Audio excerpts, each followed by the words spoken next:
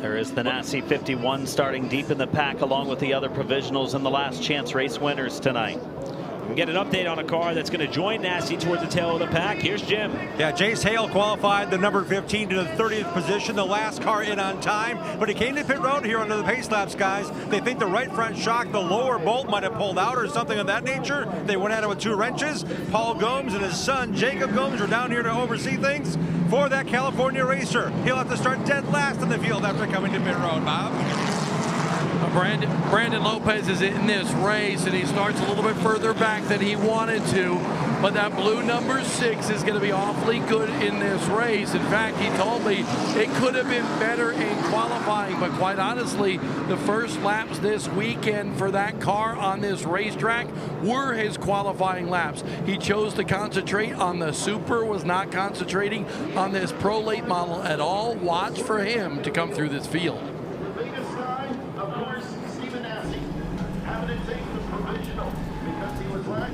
Take one more look at who we're going to be riding along with for this race. Luke Baldwin, our pole sitter for Rick Ware Racing. Going to have a good vantage point of what it's like to parade the field in the Allen Turner Snowflake 100 as we are 1 lap away from kicking off one of the major headlining events of the weekend here at Flags Speedway. And we'll also be riding along with Keelan Harvick, who will be rolling off inside of road number 8. A couple of unique vantage points to guide us through the 125 laps that we were not certain we would see tonight. Adam, it's time. First feature race of this long Snowball Derby week is now. 1:41 Central Time AM. Ready for green. Luke Baldwin, Caden Honeycutt. Underway in the Cookout restart zone. The Allen Turner Snowflake 125 is green. Come on, get under it, hit your mark, buddy. Still there at the door. Even. Outside of the 82 only. Still out there, way out there. Lap 1 is in the books, and it goes to the pole sitter Baldwin as there's contact between McKee and Klein in the battle for 5th spot. Riding behind them is Francis in the 33, looking to see which lane is going to prevail. We heard a lot of drivers talking about that extra 25 laps. We heard drivers talking about maybe the tire giving up for the lead to the inside. Last year's winner of the Derby, Caden Honeycutt, pulls alongside pole sitter Luke Baldwin for the number 1 position. Lead change on lap 3. Now Zampa tries to keep the fender inside of Baldwin to challenge him for 2nd. He lifted to give Baldwin a chance. It may cost him 3rd. Here's Klein in the 1 car to the bottom of the 29 for 3rd spot off of turn number 2. Racing early for position. Klein on the inside of Zampa for the number 3 spot. Klein said he had a lot to prove here at the Derby. He qualified into the Derby. He qualified into the Flake. He's got a fast number 1 on its way to the front. McKee also thought about getting a fender down to the inside of Zampa, but could not do so on the approach to turn 1. Albert Francis in the 33 riding in line. And then it's Jake Finch in the 18, the red and black 18, just behind Francis. Rounding out the front 8 is going to be Gage Brown in the number 24 car in 8th spot. McKee closes that gap for the number 4 position. Tristan McKee set atop the board. In fact, did it on his first lap of qualifying. Eventually was bumped down a little bit into the 6th qualifying position, but now making a move into the top 5. Now for 4th, Zampa dropping back to 5th. McKee is going to complete this pass off of turn number 4 while the leaders continue to flash by. Problems for one of our drivers who made it in through the LCQ. Chase Bergeson has come down to the attention of his crew. He is on the pit lane and falling several laps down early in this race as McKee now jumps up to 4th spot. Zampa now gets a pretty good run through turn 4, kind of fighting back a little bit with McKee, followed closely by Francis. There you see the work going on in the pits to a car going pit side early, Bergeson, who transferred through a last chance qualifier.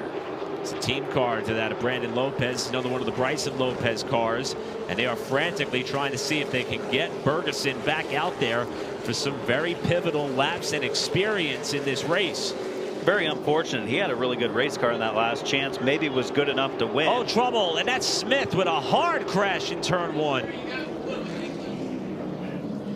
Reports of fluid as well, most likely coming from that 33, but a big hit for Dustin Smith Brings it down to the apron of the racetrack in turn 2.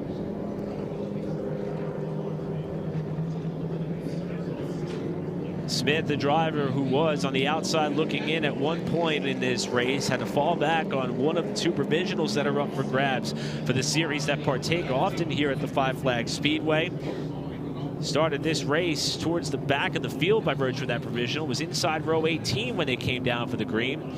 And the window net is down, indicating he is okay. But the first caution of the Snowflake 125 is going to fall on lap number 9 after big problems for the number 33 of Dustin Smith on the approach to turn number 1. A little more traditional big front impact for Dustin Smith, and some of the other impacts we've seen tonight where it's been the left rear destroyed on the race cars that have had hard hits. One of the crew members running over to see the damage to the number 33 that has destroyed the right front of the race car.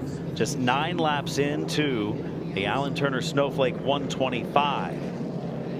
Caden Honeycutt looked strong early, was able to take the lead on lap 3 from Luke Baldwin.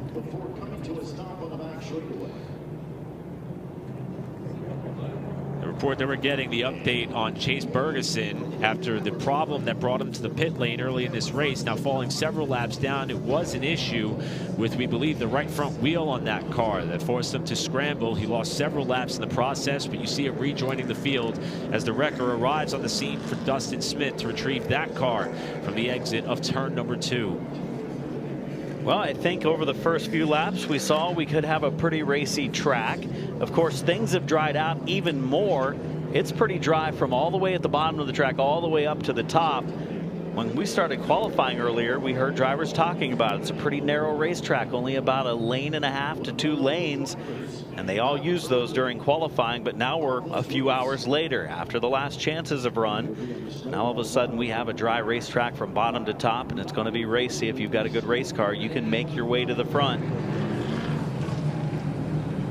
Well, after the issue for Dustin Smith, we're going to go down for a Joe's Racing Products pit update from Jim. I happen to see Dustin Smith making his way forward in quick fashion. He was on the outside here on the front stretch when I saw his car wiggle a little bit, and the right foot right in the outside wall where the word 5 in Flags Speedway is. That's the nose impact along the wall. That was a really hard impact. He stayed in the gas as long as he could, but that damage too much to continue as it limped to the bottom of turn 2 on the apron. Thanks, Jen. That's a really unique spot to have a problem. It appears as though perhaps something mechanical premeditated the incident for that of Smith, who is fortunate enough that this is not going to be the exclamation point on his weekend. He's in the Derby tomorrow and will have his own chance at redemption here a little bit less than 12 hours from now. Yeah, he started deep in the pack, missed the top 30 in qualifying, used the provisional, started inside of row number 18, and as Jim mentioned, was working his way up.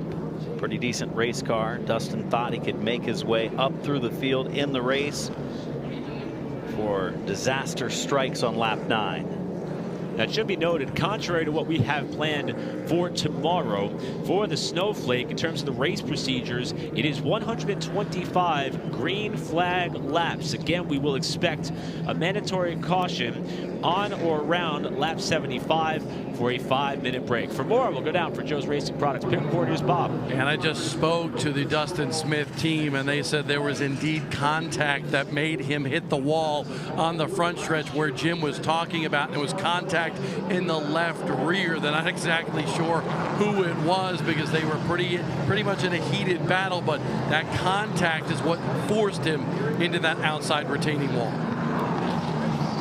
Incredibly unfortunate there, and not the spot in which you would expect to get hooked into the fence. Not that any spot is acceptable to get hooked into the fence, but nevertheless the middle of the front stretch is where the number 33 machine of Dustin Smith's night is going to end in the Snowflake 125, with caution remaining out here on lap number 9. And look at the damage sustained to the right side of that race car.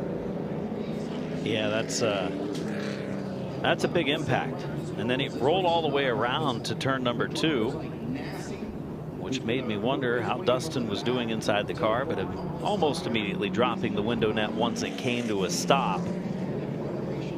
The heavily destroyed number 33.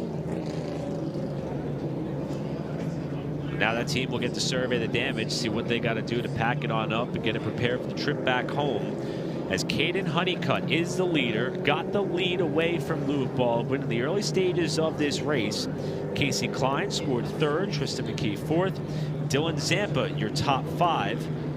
You should expect the restart about 2 laps from now. Dustin Smith, the winner of the Rogers Dabbs Performance Parts Challenge Series this year for the Pro Late Models. It runs at several tracks, including 5 Flags, Nashville, and others. Picking up a $5,000 bonus this year with Smith. Back to Bob. Dustin Smith climbing outside of his race car after a big lick. Dustin, I understand there was some contact on the racetrack. What happened? Yeah, I should have been back there with all the squirrels. I guess it's rather evident how Dustin Smith feels about what happened there. And again, we unable to identify exactly who he had the initial contact with that ended his race so early. But a tough break, especially after such a long and jam-packed day, to have it all unwind with less than 10 laps being completed in this race. 9 down and 116 to go in the Allen Turner Snowflake 125, getting prepared for a restart. Field is doubled up. Honeycutt has the lead. We'll bring the field to the green to the restart zone next time. For Baldwin, he'll try to get down before Casey Klein pounces and fills that inside lane. Honeycutt trying to join a pretty exclusive list. Granted, there's still a long way to go, but only 5 drivers have been able to capture both the Flake and Derby. Gary St. Amant, Augie Grill, Chase Elliott, John Hunter Nemechek, and Derek Thorne. Honeycutt's trying to be the 6th driver to ever earn both top honors here at the Flags Speedway. As they come into the cookout restart zone, Honeycutt has the field in command, and we're back underway at the Snowflake. What a restart for Tristan McKee in the outside lane. Look out, Casey Klein nearly spun it in turn 1. Now he's got cars looking low and high in the back straightaway. Klein was able to catch the car before he had an issue there, and Craig Slonwhite has gone around. In the 99, the race is still green. Now the caution flag flies as the 99 started to roll away from the scene with the leaders barreling down on him. Yeah, they were going through turn 1, and he finally got rolling in turn 2 and didn't want to take any chances with him being down in the racing line, so they threw the yellow flag, and Slonwhite able to pull away, but a quick caution. After our most recent restart, second yellow of the early going of this 125. That moment for Casey Klein, I wasn't sure if maybe he brushed the inside wall to upset the car, if it bottomed out on the approach to turn 1, but a great job by Klein to keep it off the competitors to the outside and not cause a major accident that would have started up towards the top 5 of the field, with the rest of the field barreling down on them after that restart attempt. I think a lot of it is you're just putting so much wheel in it after a restart. Colder tires again, going into the corner, cranking on that wheel, trying to keep it off the car on the outside of you, but staying in the gas, so you try to close that opening where Baldwin was in the outside lane. Some damage to the left front of Nassie's number 51, and he's starting deep in the pack. See if he comes to the pits and works on it. He's still pretty deep there, and he will make the left turn and come to pit road. Now Nassie didn't qualify well, but took the provisional to get into this race, and Nassie's used to coming from the back in a lot of races, including the Flake, where he is a year ago picked up 23 spots to win, picked up 25 spots the year before that to finish 3rd, picked up 10 spots the year before that to finish 9th, and picked up 23 spots in 2021 to finish 6th. So he likes to pass cars. He starts toward the back, and I won't say he likes to start toward the back, but he does like to pass cars. And now he's going to have to do it again here, because they're going to work on the front to get him back out there. Down to our Joe's Racing Products pit reporter, Bob Dillner. And down here taking a look at the damage on Stephen Nassie's car. And it's not only on the left front, it's all the way across the nose and on the right front fender as well. They're checking underneath the hood to make sure they don't have to strap anything. And I see that radiator is actually wiggling pretty good with that entire shroud as well. So they're going to try to ratchet strap on that to make sure that's secure inside that race car, because Stephen Nassie, without that, won't be able to get back out there. But some significant damage to the front end of the 51.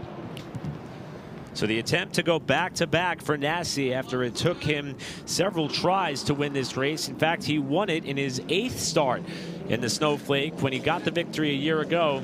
After starting in the back of the pack, if he does want to find a way to blitz up through this field in the final 115 laps, it's going to come after a good bit of work to try to get this car back right. And they're certainly trying as best as they can to get him back out there, as the field is already doubled up for this ensuing restart. Pace car lights are off. We're coming back to green on the restart with 10 laps in, 1:15 to go. Caden Honeycutt to the Cookout restart zone. Picks up the pace about the same time as Baldwin as they head to turn 1. Oh, one car mid-pack did not get going. That was Zampa, who checked up to the top side. Everybody's able to continue on for now. Honeycutt trying to get to the lead. Baldwin slices to the bottom to protect the inside with McKee to third. Nassi does get back out onto the racetrack to join the tail end of the field as they race by. And turn number 2, Honeycutt leads. Lap number 11, Baldwin up the track a little bit. Tristan McKee closing the gap from the 3rd spot. McKee trying to close. Casey Klein in the 1 car there, also riding steady in 4th. Albert Francis rounds out the top 5 as things stand right now. I mentioned Zampa, who had a hiccup on the start. That kicked him out of the top 10. He's fallen back to 12th as the leaders are separated by about 2 car lengths on the back straightaway. Like Baldwin's car in the 2nd spot got a little bit free on corner exit of turn number 2, but he still runs in the tire tracks of last year's Derby winner Caden Honeycutt at the front of the field. Top 5 each with about a couple of car lengths in between one another. Right now, Honeycutt able to pretty much pace this race at the moment as we drop back and check in on Francis in the battle for 5th, getting pressured hard from Gabe Brown and Casey Roderick in that orange 62 for Ty King Motorsports. Spencer Davis' spot behind them. And here's Roderick trying to size up the number 24 car, Brown, down the backstretch. Yeah, Roderick, one I think we need to watch for. He's just a veteran that's so good here, so good in pro and super late model racing. 62 looks tuned up here early on, following Brown, a car that was fastest in practice yesterday. Backed it up with a pretty good qualifying attempt, and Albert Francis running in the 5th spot, trying to hold off those 2 strong race cars. And for Roderick, who could forget the wreck that he was involved in here about a little bit past halfway in the race 1 year ago when he climbed over the right rear of another car. By the time it landed, he was head on into the outside wall. It collected several drivers, and he's got a bird's eye view of what's getting to be a physical contest for 5th as Gabe Brown gave a little slight nudge to the left rear of Albert Francis for that 5th position. Gabe Brown has a really good race car. Just watch how it rolls the center of the corner. That gap he closes up. Francis closes the door. Brown is there. Francis missed turn 3 just a little bit high, and that opened the inside. And now he's going to get freight trained a bit. Here comes the 62 of Roderick, and they're lining up behind him as well. Spencer Davis is there too, all inside the top 10. Roderick to the inside of Francis now that the door has been kicked open, and he's trying to charge his way up to the inside. Zach Dixon has come on the pit lane as well. Race stays under green as Francis gets a half car length advantage off of turn 2, but Roderick able to pull him down the backstretch and surge into turn number 3 with Davis looking to follow him through on the bottom. Now Davis up the inside as Francis is sideways. 3 wide, not the place you want to be for the outside lane or the middle for sure. Davis takes advantage. Looking for the 2 for 1 is Spencer Davis. And Roderick was the wise man there in the middle. He pedaled it, lifted, ducks back in line, and that's going to pull more cars into this fight. That's Jake Finch in the 18, Keelan Harvick in the 62, tapping on Finch's back bumper, as Harvick rides 10th with Capello behind him in 11th spot in the 11 car. Yeah, Harvick feels like right now he's got a way better car than Jake Finch. He was all over him in turn 2. He was all over him in 3 and 4. Right side of the screen, you see the in-car camera from the Hunt Brothers piece of 62 of Keelan Harvick. And you get an idea of just how rough this racetrack can be as he is trying to get right to the back bumper of Finch and to the inside of the start-finish line. Oh, some contact there as he and Finch get together. They continue on. Right now, obviously, Keelan Harvick, 62, a little bit quicker than Finch's car. Finch, let's see if he tries to go back after him. He can't get there. He can't turn to the bottom. He will remain under attack. as here comes the 29 of Zampa. You saw just how welcoming that inside lane was for Zampa. He thought about having a late lunge down to the inside of Finch. Conceded the thought when he got to turn 3. It's cost him a little bit of ground to Harvick as Harvick continues to drive further forward. He's already caught Roderick, who holds 8th. Yeah, that car is wicked fast right now. He's got to use some patience too. He can't take a chance of spinning someone out. He had a good run to the inside of the 18 of Finch that time. And right now that car is in attack mode. Low and straight exit. Harvick running 9th. In front of him, Roderick running in 8th. I thought Roderick was going to continue to move forward, but he's sort of fading right now. And here comes Harvick for the 8th spot. A battle amongst the 62s. The green 62 on the bottom, Keelan Harvick. The orange 62 top side, Casey Roderick. Harvick is going to take that spot and move up to 8th place right now. After starting back in 15th spot, Keelan Harvick is on the move. Harvick running strong. As you mentioned, started pretty deep.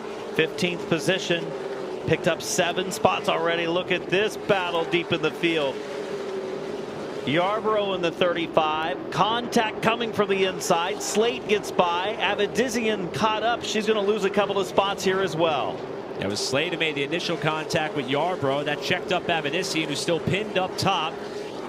That's Silas Ripley in the 20 as Avidizian has her hands full off of turn number 4.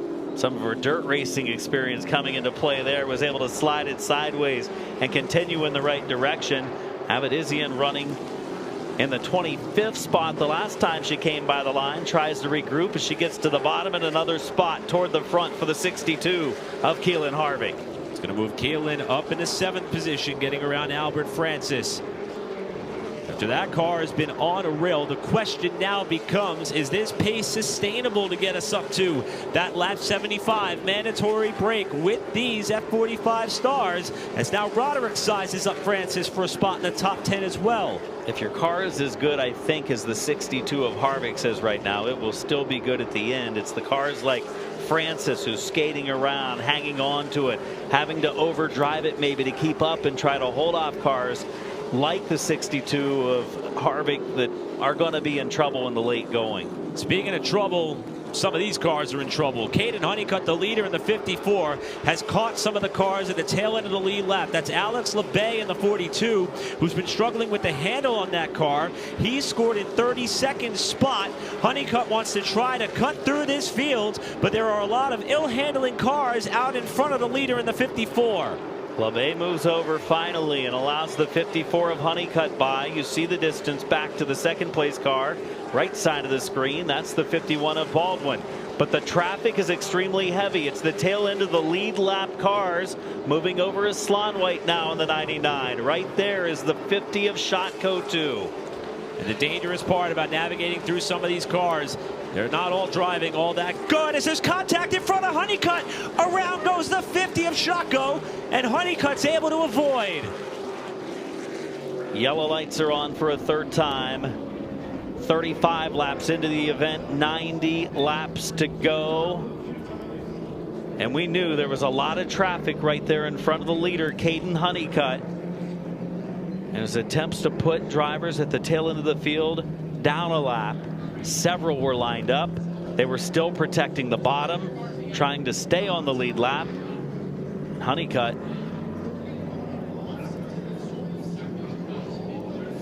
with a 50 of Shotco there, still spun in 4. Shotco, who made this race by virtue of the last chance, was fighting hard to stay on the lead lap. In his 2nd Snowflake start, he's to the inside of Jared Butcher. They slide up and make contact, and what a masterful job by the race leader Honeycutt to let off early, allow the car to slide just a little bit, and work his way on by with no contact at all to the broadside 50 of Shotco. And that's what it was. I mean, Shotco knew he had to go, so he got into turn 3 a little bit too heavy, slid up the banking off the bottom, made that contact, caused the car to spin around. Shotco transferred through the last chance qualifier earlier, and now will have his work cut out for him as the spin takes place right in front of the leader. And you mentioned it, Caden Honeycutt. What a move to get around it. They were right by his driver's door, the tail end of that car when it was spinning. Luke Yarbrough and the team taking advantage of this caution to come down and make some repairs to the right rear after a little bit of contact. For more, let's go to a Joe's Racing Products pit report. Here's Bob. And I think you hit the nail on the head there. That contact that they've had with several different competitors, that's what they are working on down here for the 35 machine. This is Ricky Turner's car, and it looks like they have the fender, the right rear quarter panel, pulled away enough from the tire. They thought it was rubbing on that right rear, but Turner talking to his crew, making sure while they have this car down there that it is okay to go back out on the racetrack. And of course, under yellow flag conditions here, you don't lose a lap in the pits. That's a fortunate break for these competitors, especially with the yellow flag laps not counting in this event. They work on the Yarbrough number 35, a provisional starter that had picked up several spots. Vito Cancilla's number 27 pit side as well. Matt Craig's 54 coming to the pits. There's a surprise. Craig had fallen to 16th position, and maybe it's a matter of something isn't right in this race car. Checking the stagger on the back end of the car to see if maybe stagger has grown or shrunk. Setup not feeling right to Matt Craig. And with 90 laps still to go in this race, plus the scheduled break that's going to come on or around lap 75, why not take a swing and see what you can do, see if you can make it better in this stretch run as we go back down to Bob. Right now, Jared Butcher has his number 54 machine, and Caden Lapsevich is making the adjustment right there. I talked to Caden right before Jared pulled his number 54 down pit road, and I said, how is it? He goes, awful. I said, well, what's wrong with the race car? And he said, it's wicked loose around this racetrack. So that's what they're making right now, adjustments to kind of tighten up this 54 just a little bit, Jim. Vito Cancilla has brought this Rocky War number 27 to pit road. The young driver at age of 14, looking to be one of the youngest drivers ever to win the Snowflake. It won't happen tonight. A servo or a steering rack issue, according to Willie Allen here in the Vito Cancilla pit. He is done. Heartbreaker for the driver out of Martinez, California. Looking for an opportunity to make his Snowflake debut. Did so last year. This was his second straight start. As you see, Shaco's team still working on that car after the spin. Got a bit of a beauty mark on the right side door, but the rest of the body work, no worse for the wear, to give him a chance to get back out there and see what they got for the rest of this race. It's been a frantic pace here early on with a lot of drivers, especially deeper in the field, trying to race forward to give themselves a chance. One that's been on the move, Keelan Harvick, has picked up several spots so far. Now the field will be bunched up, and if he puts himself in the right position for the restart, and he's got to like the fact that he's on the inside lane, and he's behind another fast race car driven by a young man, the number 24 of Gabe Brown.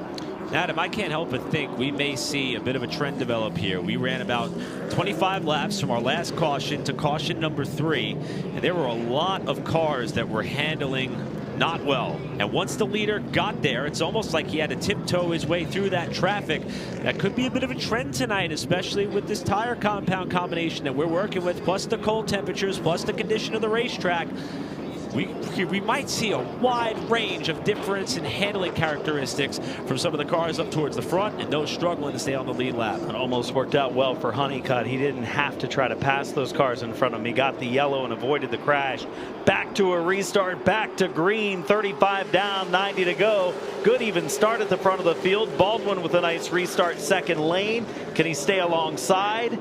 So far, so good, heading to 3. That's a great launch off of turn 2 for Baldwin. Honeycutt's going to drive that car down in the corner, and Baldwin's trying to figure out the top side in 3 and 4. Washes wide. Honeycutt back to the lead. Baldwin slams the door shut on McKee, who tries to nudge him up wide in the battle for second off turn 2. He didn't just try, he succeeded. He moves the 51 of Baldwin up the track, and now Baldwin has Klein right behind him. Brown looking to the inside. Spencer Davis running the inside lane. This is a chance.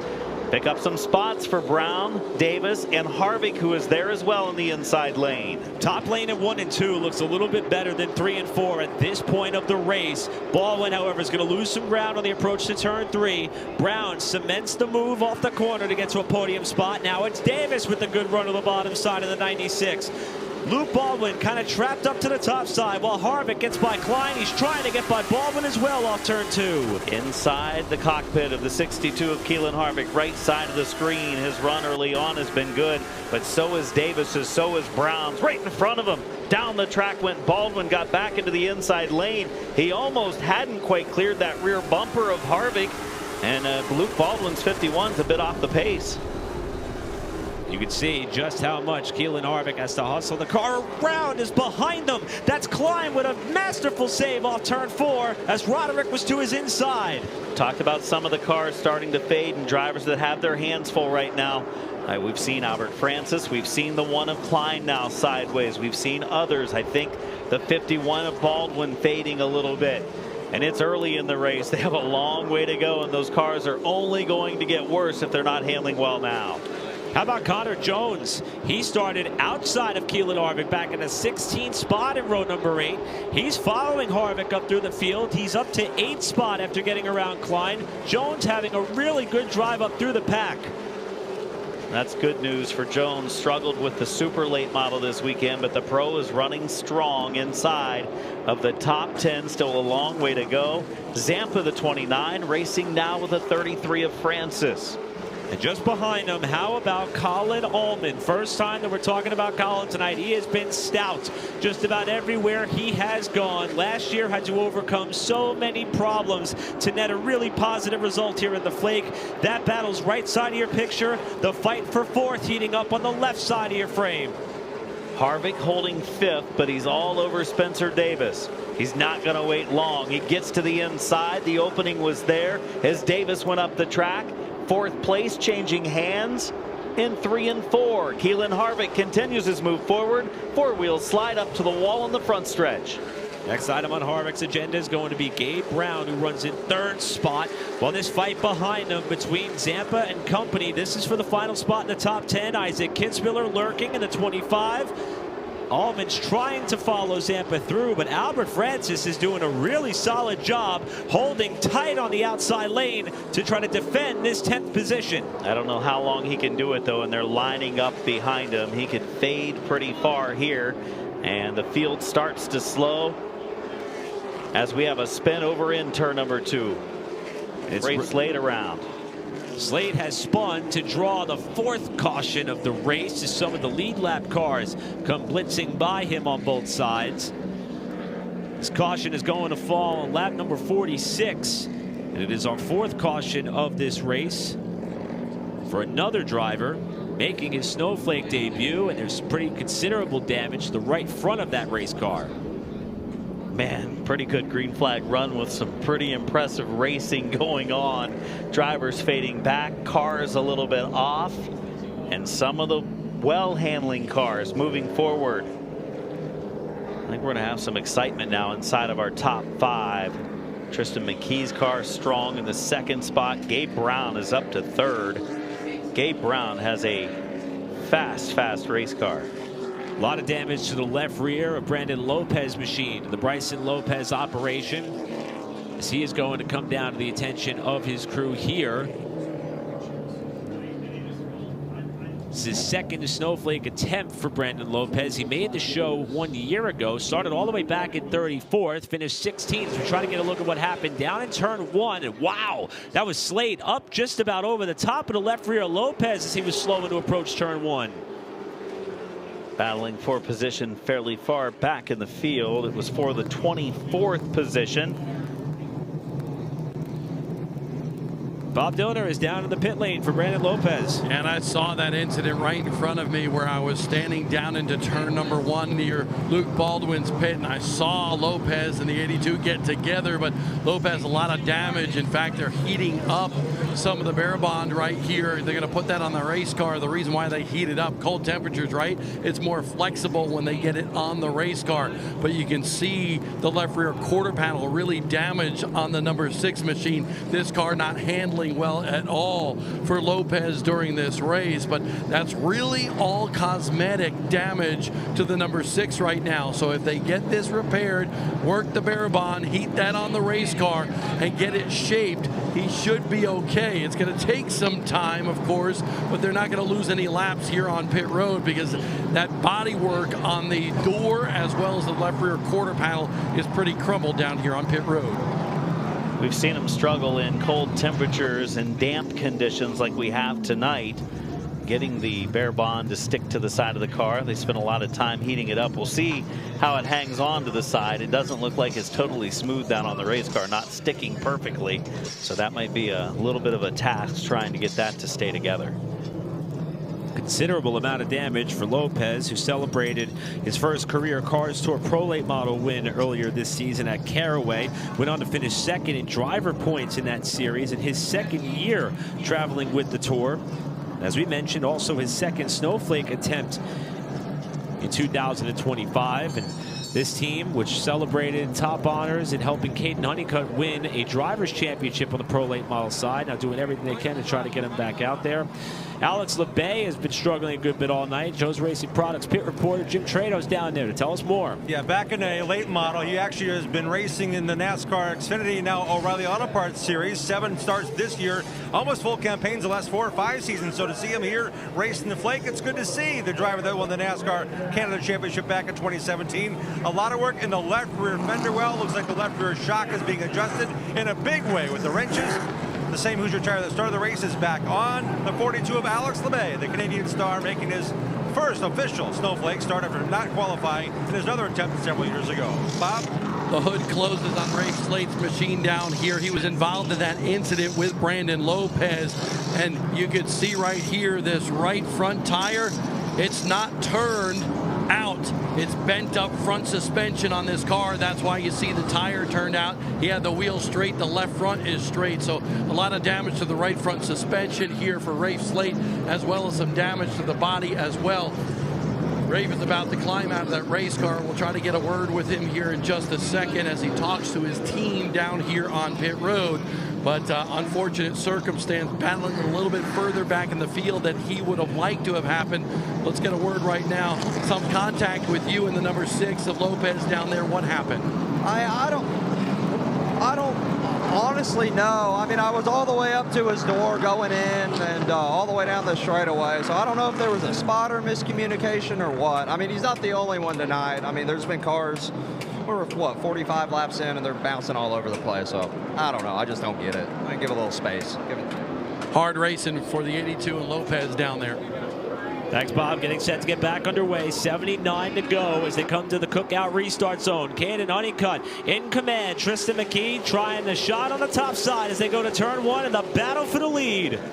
He should get a decent run off of 2, but this time it's Honeycutt starting to close the door and almost didn't have him cleared. They nearly made contact, but Honeycutt leads. Here's the onboard with Keelan Harvick running down the 3rd spot. Harvick on that top side, going to slice down to the bottom to try to protect 3rd as he's got the number 24 just behind him and Gabe Brown.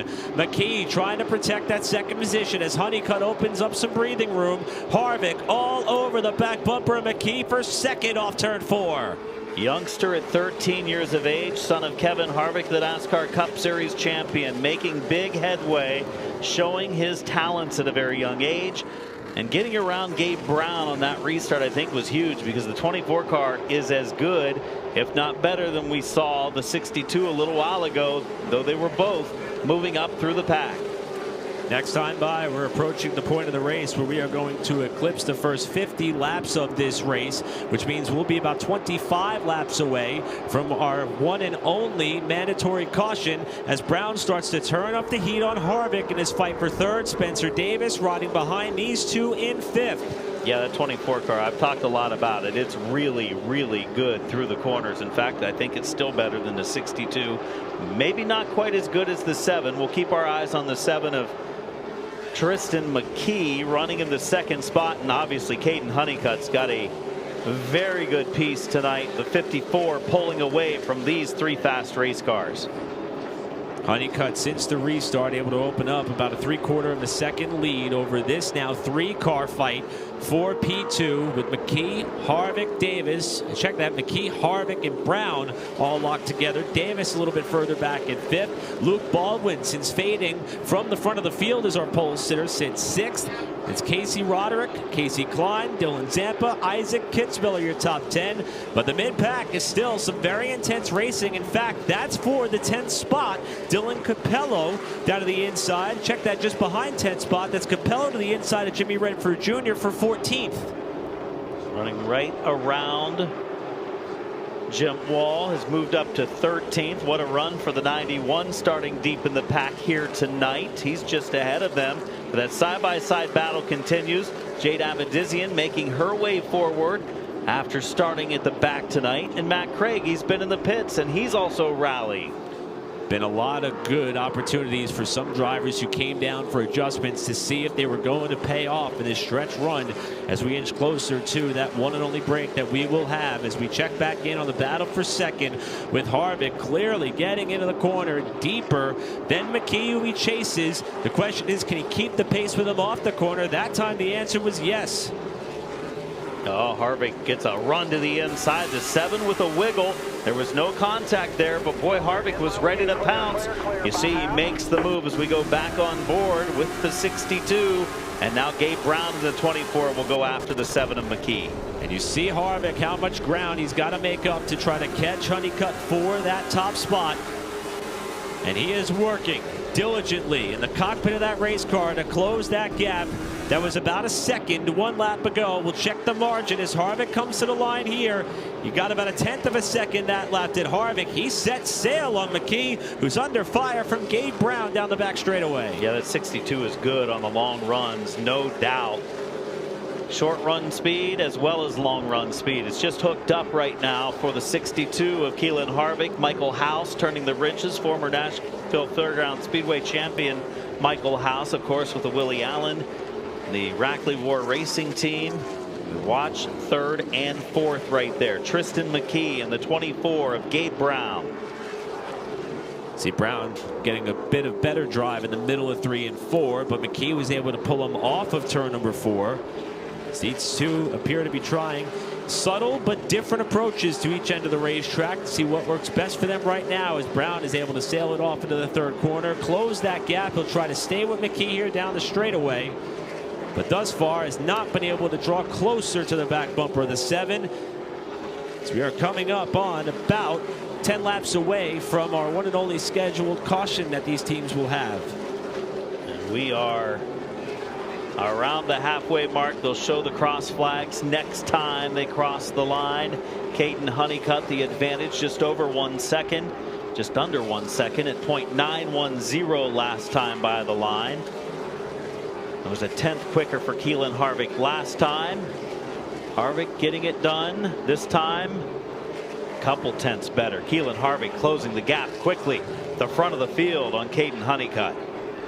Brown had a bit of a big slip a couple of laps ago that cost him some ground on McKee, and now here's what we talked about earlier. Honeycutt in traffic with Harvick chasing, and if Harvick could get the lead here through some of these cars that are maybe beaten, battered, bruised, or ill handling, he would be in command for the upcoming restart that will come after that break.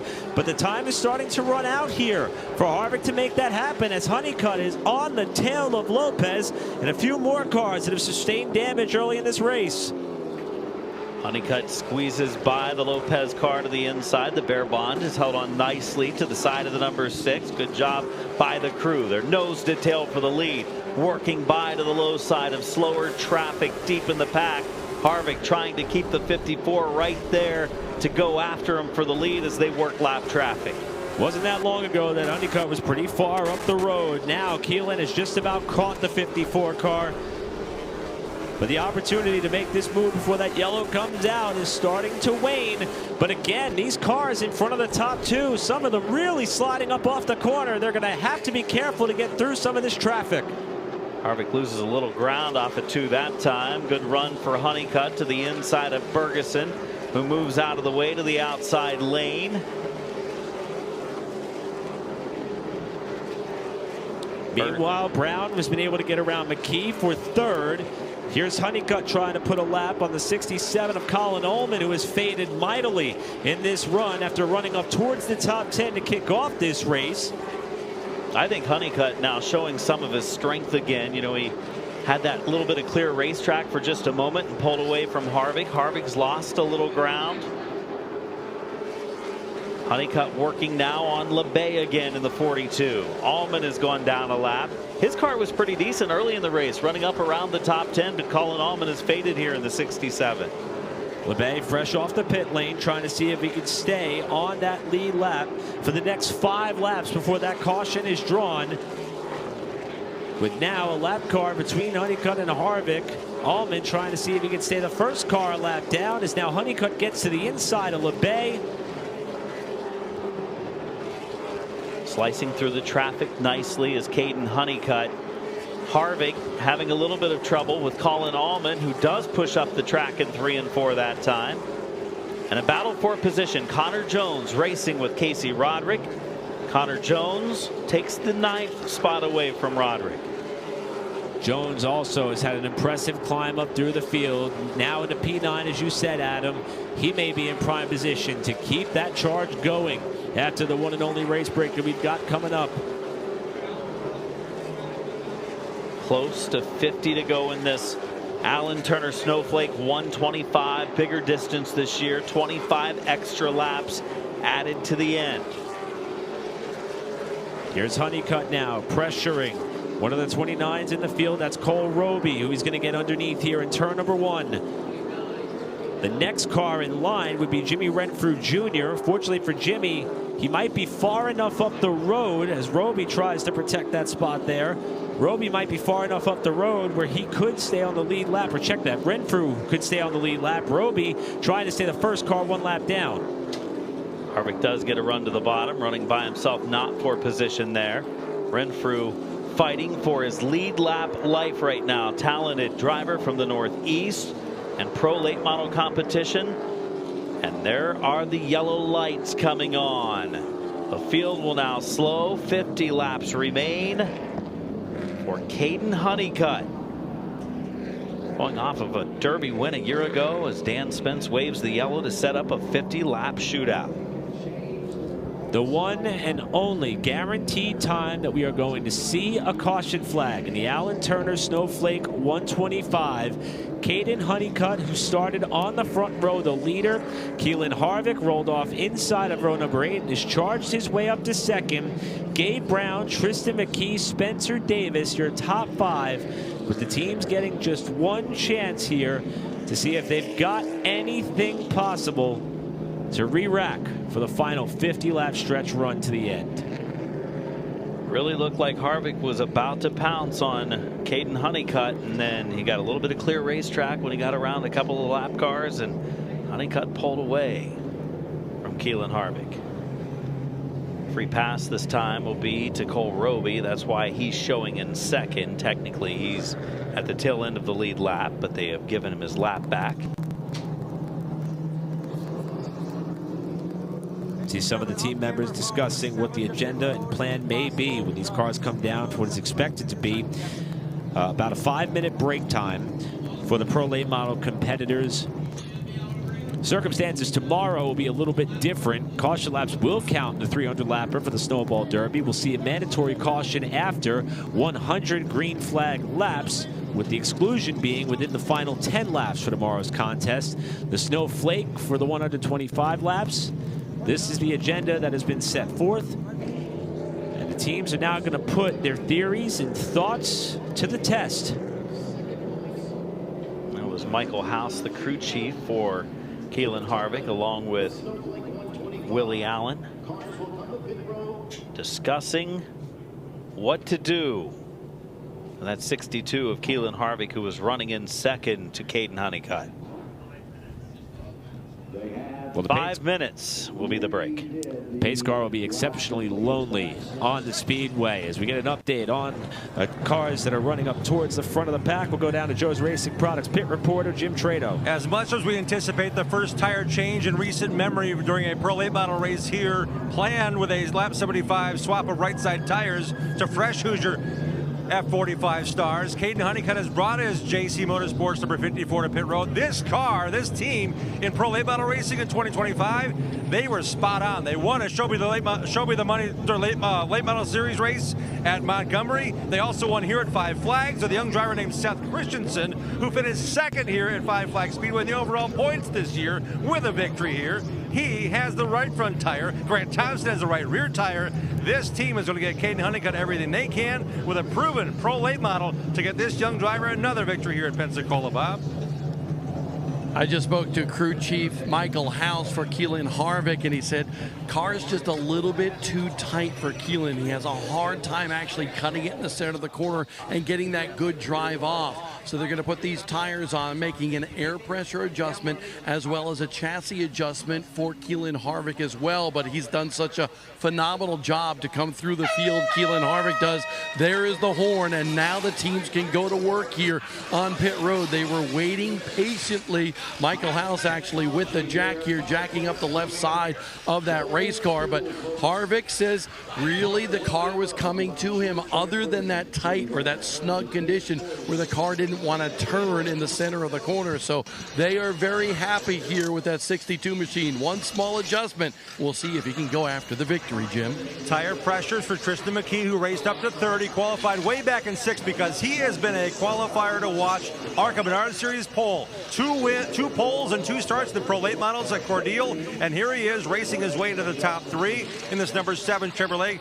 Buggy Pletcher in this team, adding fuel, the right side tires going in, checking tire pressures. Not a big swing, nothing on the chassis to adjust.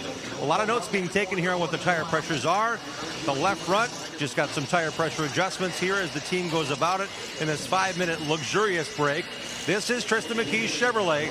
Tomorrow he'll be starting his campaign of a lot of late model races with Richie Waters in Supers, but he certainly wants to end this Pro Late model run in 2025 with a win. His first win would be here in the Pro Late models here at Five Flags. So he's got a fast piece. We know he can qualify well. We know he can road race well. But this 15-year-old has got a car that has had very few adjustments being put on it here in this lap 75 break.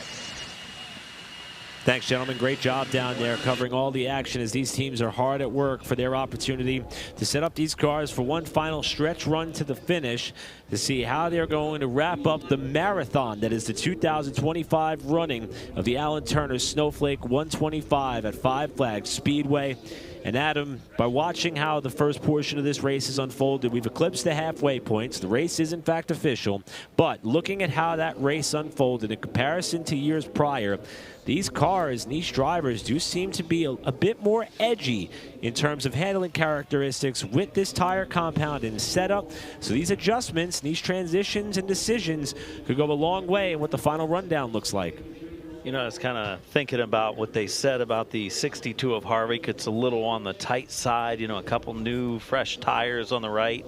He looked good early in the race, but as it got close to lap 70, you see all of the oil that's all over the right side of Hayden Plybon's car. He's had a major leak coming from in there somewhere. Bob? Yeah, it's a big leak, guys. I mean, the entire engine compartment is doused here. The team is looking down there, but honestly, you see so much fluid, it's hard to tell exactly where it's coming from. So right now, they're closing the hood on this machine. Take a look at the side of this race car as well. That fluid, that oil all the way down the side of this race car. So unfortunate for Hayden Plybon. He's done for the day here, climbing out of that race car and taking off his helmet right now. But bad break for Hayden Plybon, who's been so good for the past couple of years, certainly in practice here for both the Snowball Derby as well as the Snowflake 100. See all the oil all over their place there. Hayden, I want to know, did you have any signal that that was coming? Yeah, it started pretty early on. I thought it was just our power steering going out, and because I had no power steering, and then the car just got super free, so it must have been blowing oil all over the tires. And just tried hanging on to the 75 lap break, and we found a broken oil line for not the power steering, the motor. So we're done. Bad break for Hayden Plybon down here, the West Coast racer, Jim. Fletcher Davis from Dawsonville, Georgia, has brought us number 96 Surf USA Mobile machine to pit road. This is a Ben Kennedy now Nexus Racing entry, and Spencer's raced his way up from 14th into the top 5. very methodically. I saw a lot of bold moves down the front stretch to the inside, kind of a last-minute run, but the experience he's had this year is paying off in the Pro Late Model. 2 wins this year here in 4 races in the Pro Late Models for him, finished 5th overall in the point standings. So as he's double-dipping here with this team's proven again in Pro Late Models at 5 Flags Speedway in 2025. Thanks, gentlemen, and thanks again to Joe's Racing Products for allowing us to have you two gentlemen down there to cover all the action, as we will continue that trend right on into tomorrow with the 58th annual Snowball Derby. The silver lining for Hayden Plybon and his problems, got a top 10 starting spot for the Derby tomorrow. He's going to roll off in 9th. For more on the driver who's been up in the top 5 all night long, it was the quickest in practice. We go back to Bob. Yeah, Gabe Brown doing very well inside that number 24 car, and he's complaining the car is just a little bit loose, so the team took some time, made a chassis adjustment on that race car to snug him up a little bit.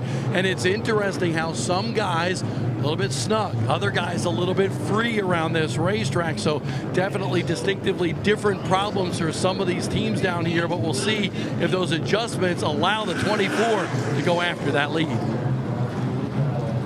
Steady progress for Gabe Brown pretty much all night long, and Adam, you've been very complimentary of how this car appears to be driving and racing, and what a job the driver's been doing. Yeah, he's been doing great. You know, he was running 3rd, so now the question is, how do you tighten him up a little bit without giving up how good that car rotates the center of the corner? And, you know, maybe he's a little free on exit, maybe a little free going in, but that thing was eating up the competition in the middle of the turns for a big part of that race, and was able to move from back a few rows, started 9th up into 3rd. So he's had a really good piece. Harvick was on the tight side, so they're trying to free it up. So we're getting a report that the number 54 of Matt Craig, who was scored in 14th in the running order at the time of the caution, may have, while exiting the pit lane, backed up into the stationary number 55 of Hayden Plybon. Doesn't look to be any damage that we can see. Craig is going to assume his spot as they start to rack the field back up, as he is going to line up just behind Jade Avedissian, who has had a great run up through the field. Jade started all the way back on row 16 of this field and is 3 spots shy of cracking the top 10 for the first time tonight with 50 laps to go. It's going to be a shootout. If you think the racing was pretty good over the first 75 at times, now we've got 50 laps to get to the finish, and they can go by in a hurry.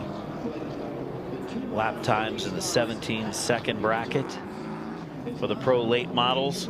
Super Late Model field is set for the 300 laps that we'll see, and the 58th running of the Snowball Derby presented by Flow Racing tomorrow. When I say tomorrow, I mean just in a few hours, because we're after the midnight hour here in Pensacola, Florida. For more on the 54, Matt Craig, we go back to our Joe's Racing Products pit reporter, Bob. Yeah, Eric, no harm, no foul on what happened on pit road when Matt Craig backed up kind of into Hayden Plybon's car. But what this team has been dealing with is an extremely loose race car. I spoke to Matt's dad, Jeff Craig, and he said, listen, initially when they came down pit road early in the race, the stagger was way out of whack, grew way too much. So they tried to close it up, and they just closed up the stagger a little bit more on him to try to snug up that race car in the latter half of this race. Craig trying to better the runner-up effort he had in 2024, and he's worked his way up into 13th spot. At least that's where he runs now before we get this race restarted, with Caden Honeycutt still the race leader. Now, how does Honeycutt feel about his car? We'll go down to Joe's Racing Products pit reporter. Here's Jim. Yeah, Eric, I had a chance to circle back to Caden Honeycutt's pit, and I asked Seth Christensen, so what do you guys do? Because that kid knows a lot about these race cars. He changed the right front. When he did that, he actually changed some shims on the right front because Caden wanted his car a bit looser. So he was on the tighter side of things, as good as the car was rolling. So a small adjustment with some right front shims during that caution, as well as those right side tires. How about that, Adam? The driver took the lead early, been in command for the race all the way up to this point. Still wants a little bit more out of this race car. There was a stage during that first 75 where I think the 62 of Harvick was just as good, if not better, than the 54. But then the 62, I think, faded right at the end before the break. So Caden Honeycutt's thinking, you know, the 62 with Willie Allen and Michael House there making the calls, probably going to adjust it and potentially make the 62 better. So maybe he thinks he's got to make his better. It's tough to do when you're leading. You've got a great car and you've took command early. You've got a great race car, does Caden Honeycutt, but he thinks it needs to be just a little bit better, maybe to hold off the 62. So when we get back underway, there'll be 50 laps to go. The only type of caution we will see from this point forward will have to be of some sort of organic cause. Caden Honeycutt has been the leader since taking over that top spot from the pole sitter Luke Baldwin in the opening 10 or so laps of this race. Keelan Harvick has driven his way up through the field to be in the second position at the time of the race break. And as far as our pole sitter Luke Baldwin, we'll jump back down to Bob. Yeah, his problem, you guys documented, just kind of slid back a little bit inside the top 5, just outside the top 5. Luke Baldwin has been fighting a really loose condition.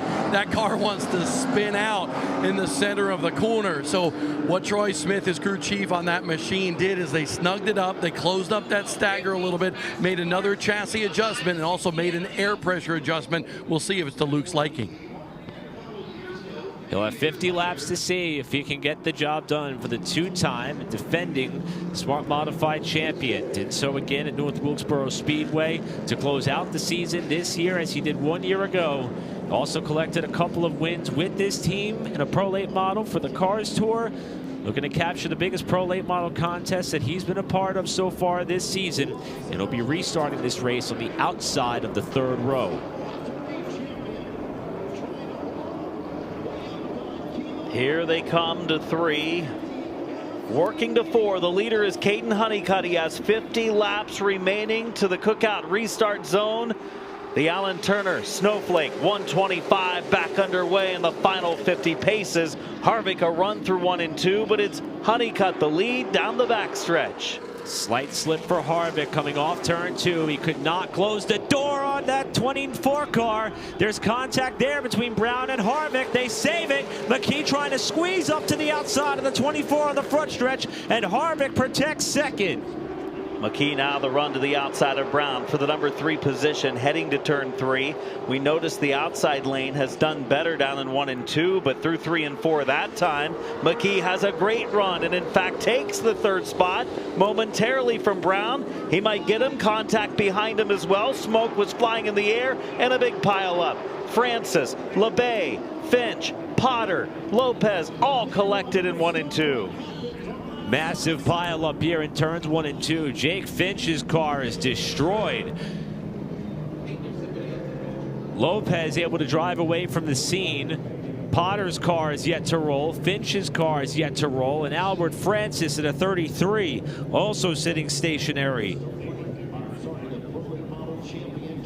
We saw some initial contact between Spencer Davis and Luke Baldwin in the battle for 5th, but this crash evidently taking place a good bit further back. And there's Finch climbing out of the car. Francis with the window net down as well. And Finch appears to be taking a moment here to gather his thoughts. Aiden Potter pulling away in the 68, collected in the crash as well. Potter, Tennessee driver, rookie of the year at Nashville Fairgrounds Speedway. Car at least rolls at this point. Fetcho Motorsports entry. 33 of Francis going to need the hook. So the hood goes up on that car. Window net down. Yet to climb out. Finch. Rough crash in the Ronnie Sanders Racing number 18. Here's a look at the replay. So 3 wide there in the middle of the pack. That's Francis who's going to get turned right up into Finch, who slammed the wall.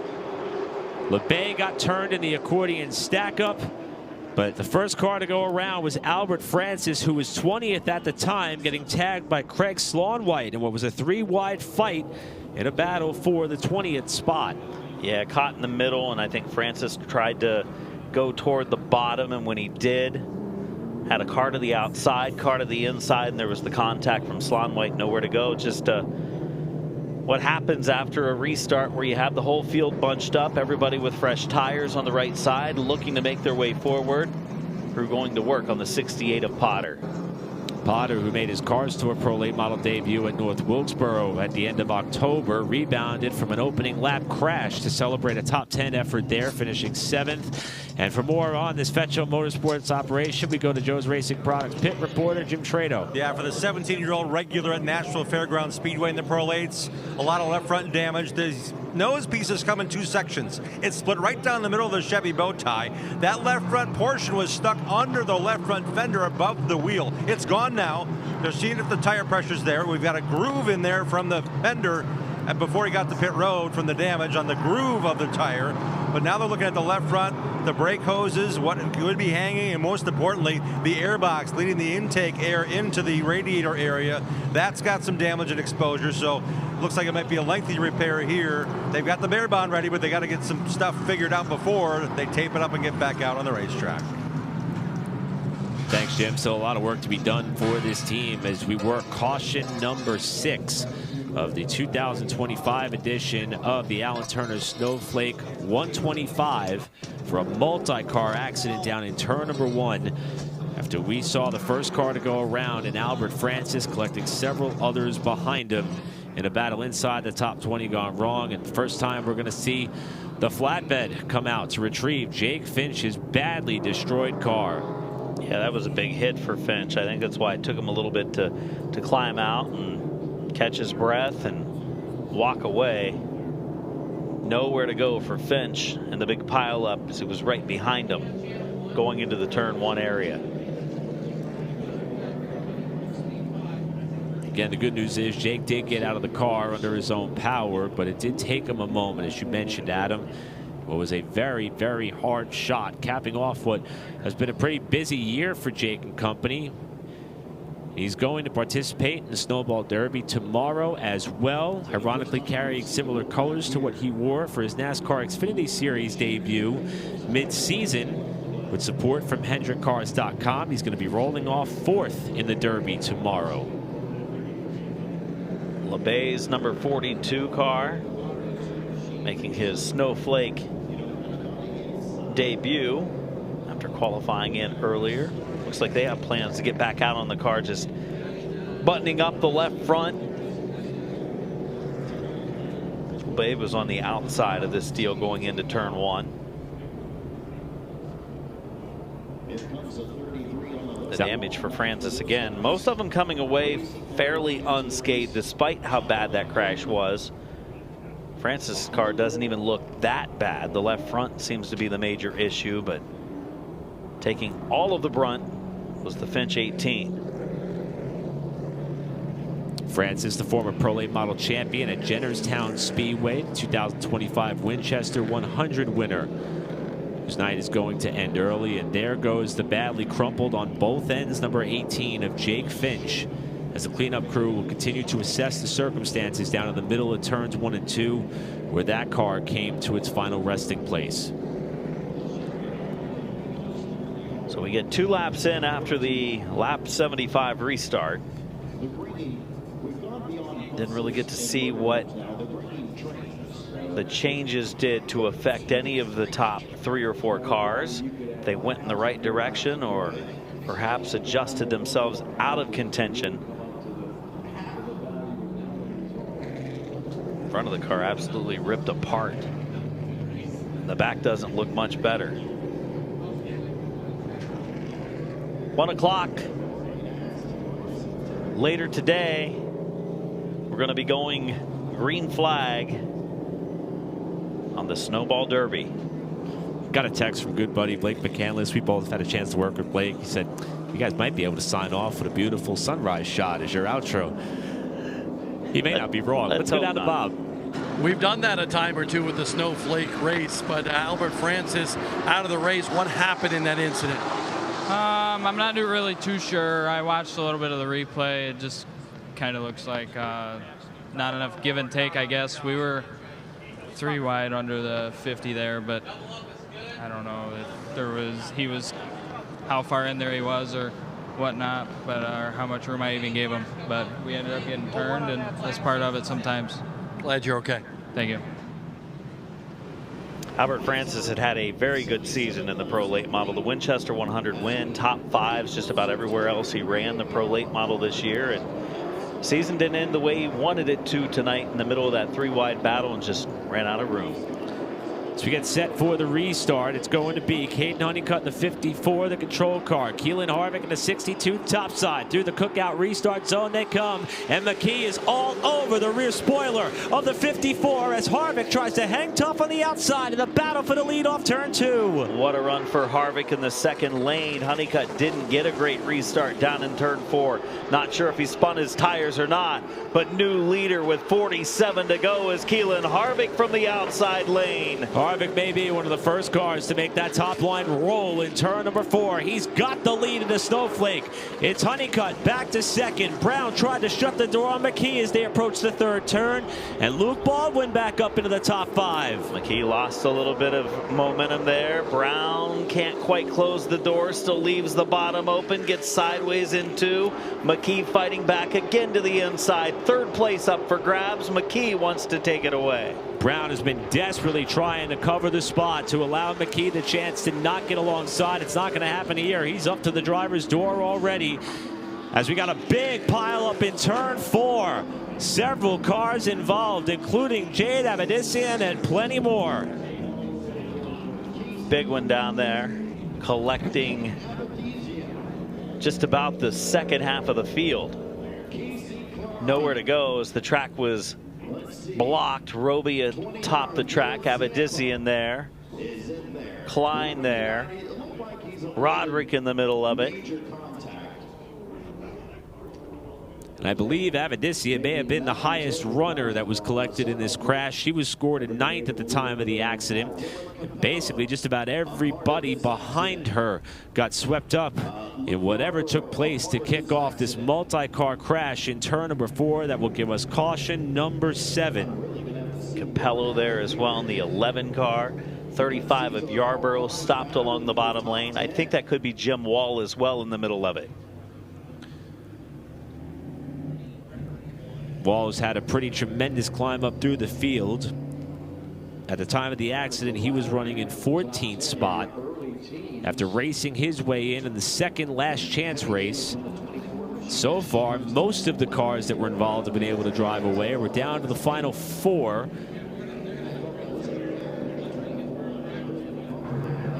Casey Roderick for the second year in a row involved in a multi-car accident at the Snowflake. Jim is with him. Yeah, that last year crash was vicious, a grinding crash. That year, tonight, 3 minutes ago, you were racing for a top 10. What happened, Casey? Just inexperience. The 24 car is pinching the 29 down in front of me, and they hit and turn sideways, and I check up for them. Then people drive off the nose of the car and don't look in front of them and run you in the back and put you in this inside wall there. But hate it for Ty King Motorsports. The guys work hard on it, and felt like we made the car better. Just 29 didn't get going there on the restart and fell back there probably 4 or 5 spots, and I couldn't go anywhere. I was just trying to be patient and let it play out. But we made the car better on the pit stop there, and I was looking forward to trying to move forward. But lack of inexperience took us out of the race again. Thoughts of Casey Roderick, who raced here a bunch, and last year, unfortunately, an accident took him out in a grinding crash about 100 yards apart year to year here at Flags Speedway. Indeed, Jim, very ironic where those cars came to rest. Let's take a look at how this unfolded in turn number 4. We're going to watch the 24 of Jade Avedissian, the 29 of Dylan Zampa. Far left side of your screen is where the incident may begin to unfold. And we'll see Jade be the first car to go around. And in that accordion stack up, how about Jared Butcher and Matt Craig threading the needle in 2 separate ways to get through there. Hard hit for Aiden Potter, who was the last car in. Yeah, he probably got on the binders and the car whipped around on him. But remember, he had some damage from the previous crash. Something could have broken as well on Potter's car going into the corner. So good bit of heads-up driving for a couple of cars that were able to avoid being involved in that one, as Avedissian has gotten the car back to her Wilson Motorsports crew. With the red flag being displayed now for the first time in this race. again associated with the 7th caution of this race. With 46 laps still to go, Jade's night appears to be over. Yeah, Casey Roderick explaining it. He was right behind the battle between Jade Avedissian and Dylan Zampa, saying Avedissian was kind of on the outside lane trying to keep the momentum down of the 29 on the inside lane, and they made contact, collecting everyone in turn 4. Well, it was a really good drive up through the field for Jade Avedissian from the last chance race all the way back on row 16 to the top 10. But her Snowflake is going to come up about 46 laps short here tonight in her first start in this race. An eventful one with a lot taking place. Avedissian finds herself in the pit lane now, and her night appears to have ended here in the Snowflake 100. And hopefully we'll have a chance to hear from her here in just a moment. As a matter of fact, Joe's Racing Products pit reporter Bob Dillner appears to be standing by with Jade.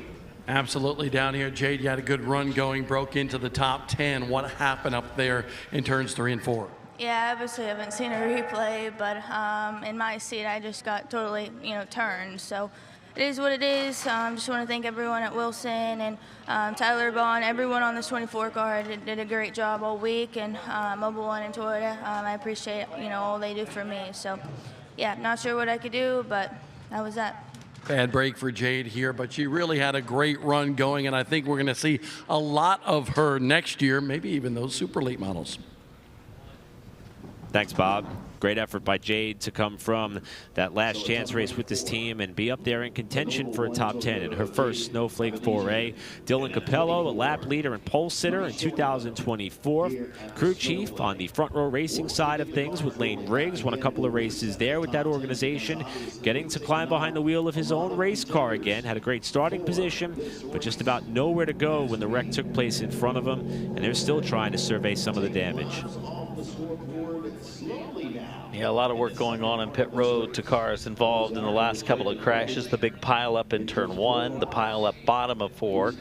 Cars don't seem to be as badly damaged in this most recent one. So we're kind of just along the bottom lane and ended up piling into that 4th corner.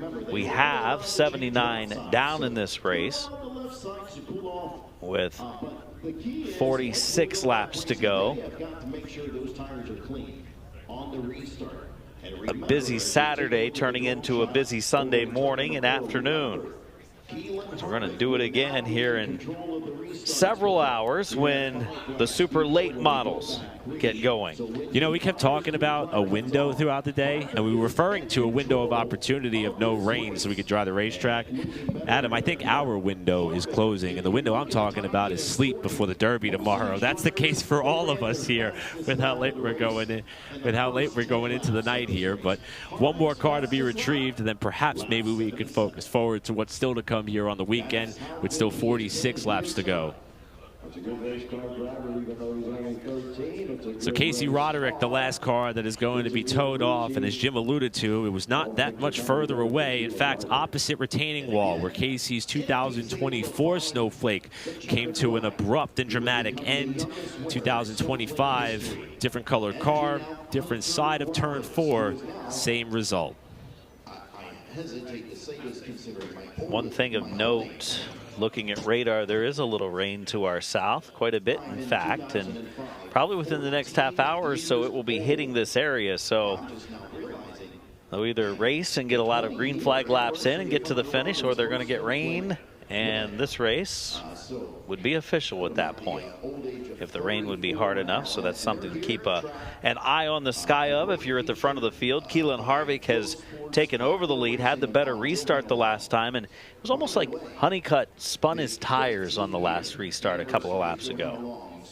And with 46 laps to go, now that same challenge and task and test is going to be applied to the 13-year-old Keelan Harvick, who is going to be in command and control of the race when we do get it back underway, once they were able to retrieve Roderick's car from away from the inside wall here in turn number 4. But Harvick is going to be in the spot to control the pace of that restart through the cookout restart zone.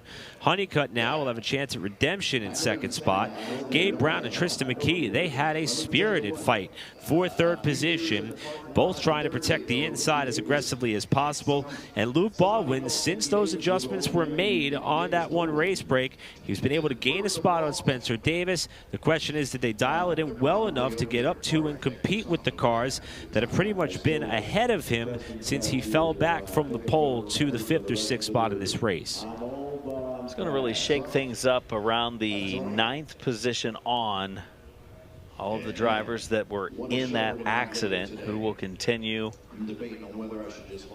who will be able to salvage a finish. Still waiting on getting the 62 Roderick car, which looks to be about the most badly damaged ride, back to the pits.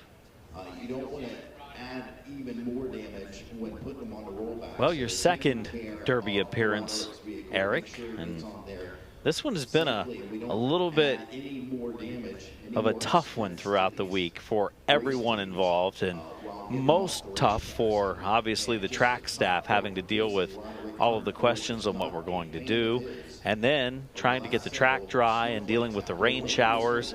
Not what you want to deal with when you're talking about promoting auto races, but you know what? We got Saturday in for the most part. There's going to be racing tomorrow with the super late models at some point in the afternoon, scheduled for 1 o'clock. And then Monday, if you are in town and want to see a lot more racing, plenty of features left of the local divisions too. Yeah, and if you're not able to be here on Monday, it's going to be on Flow Racing as well. But I have to say, an experience like this almost feels like a bit of a badge of honor. I've watched plenty of the races that have been run under some unique circumstances, whether it's the 4 a.m. 4A from a few years ago, or the Tuesday race that had to happen after rain washed out on-track activity on Sunday and Monday collectively. So to live on through a situation similar to this feels like it's part of the Derby experience sometimes, and all the passion that it takes to get these events in, as we see a lot of damage, the right side bodywork of Dylan Capello's car, as they continue to try to establish what they are going to do to try to get it back out there.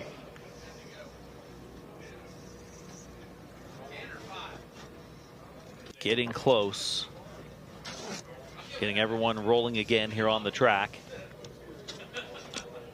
79 laps into the books. This one a 125 lap feature. You never know, this one may not go 125. We talked about it went from 100 each year for the Snowflake to 125 this year.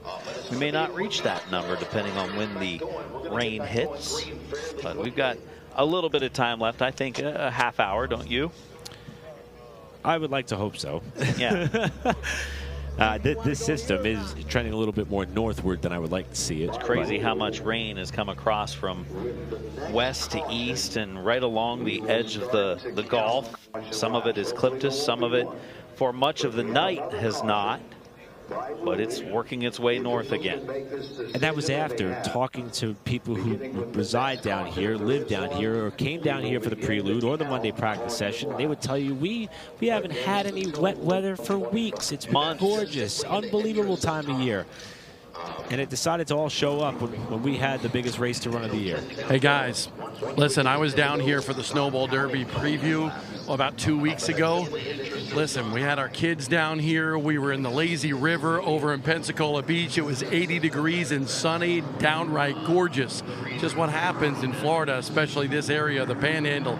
You know, if you want to have the weather change, right, just wait 10 minutes. Yeah, but this week that hasn't really been the case. You wait 10 minutes and it's still right. raining. Yeah, but listen, Adam, you and me have been through this before. What did we get done? I believe that with that one Snowflake race, I believe it was 4 a.m. or 4:30 because it was similar circumstances to this. And by the way, I have Jake Finch actually that has just walked up here, and Jake was involved in the most recent incident prior to this one. Jake, I'm glad to see you. How are you feeling, number one? Yeah, I feel all right. You know, bummed overall, but it is what it is. You know, we just had a few issues with the cars to start off with there, and thought we made a good adjustment. Car felt better just way back there in the pack, and you know, some of those guys just make mistakes and got caught up in somebody's mistake. You know, it was a big hit, but it's just part of it, right? So just got to gather our stuff up, be ready for tomorrow. So we got a good starting spot there, and hopefully we have a good shot. What did you see up there? I was understanding that it was maybe a 3-wide incident.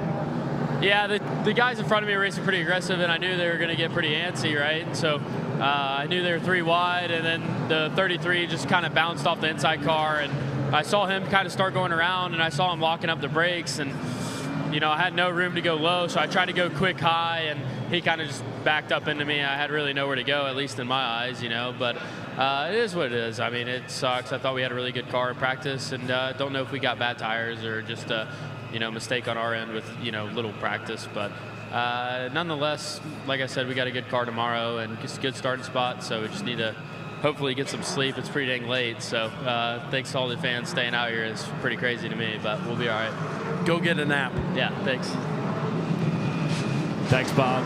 As Jake mentioned, he has a chance to perhaps redeem the unfortunate result here after several hard shots. I was talking to Elgin Trailer about this. Not only did he take the initial contact with Francis, then caught the wall, then got hit again from another car. Happy to see that we were able to hear from Jake as Casey Roderick's Ty King Motorsports machine is returned back to the team, not in the way in which it was presented to start this race at all. Beautiful bright car that you can see from miles away. They had bright yellow before, and now they've got the fluorescent orange number 62 for Casey Roderick. Yellow lap starting on the next yellow flag, if there is one, will count for a while. Trying to work this race toward the lap 125 mark before the weather hits. It's not even been that there's been a ton of yellow flags in this race, but a couple of them have been lengthy cleanups because of multi-car pileups. That's been the issue. The field is doubled. The yellow lights have been turned off. Keelan Harvick inside of the front row. Can Caden Honeycutt do what Harvick did on the last restart? Use that outside lane as they approach the restart zone for the final time, perhaps. Through the Cookout restart zone, now it's Harvick with the bobble as the control car. Honeycutt to the lead, McKee to second, Brown to third. Harvick struggling on that restart, just as we talked about what may have happened on the other end for Honeycutt the restart prior, and Honeycutt back to the lead. Harvick, it's like he didn't go down to the box. Did he have issues? But now he's getting up to speed. He's running the outside of Baldwin, 4th position. Here's Brown in the 24. Harvick gets to the inside of Brown. Brown will close the door. Harvick's got to rally quickly, 45 to go. Brown with a bit of a slip off at turn number 4. How about Isaac Kitzmiller climbing his way up towards the top 5? He's one spot shy in that 25 car as he tries to work over the backside of Luke Baldwin in the 51. It's Brown who holds 3rd. Harvick back to 4th, and Tristan McKee is starting to turn up the heat on the race leader Caden Honeycutt for the top spot in the lead and win in the Snowflake 125. And McKee's got to run off turn 2 for the lead. McKee to the bottom side of the racetrack. It'll be 43 to go at the line. Honeycutt trying to defend the position, gives him room off of 4, all the way up to the wall at the line. New leader, it is Tristan McKee. Honeycutt going to try a bit of a cross under move here off turn 2. Got back to the gas, but can't quite get there. McKee to the point here in the Snowflake with Honeycutt married to the bottom of the racetrack, trying to get another run off turn 4. Right side of the screen, Kitzmiller picks up a position. Isaac Kitzmiller into the top 5 for the first time. Baldwin out of the top 5 to 6th, and McKee is pulling away at the front of the field. We've talked about his successes in TA2 with a championship. In Pro Late Model competition, has several wins. Fast everywhere he goes. He made the Derby in qualifying for his first start tomorrow, and he made the Flake, and perhaps on his way to a win. 39 to go for Tristan McKee, the teenager out front.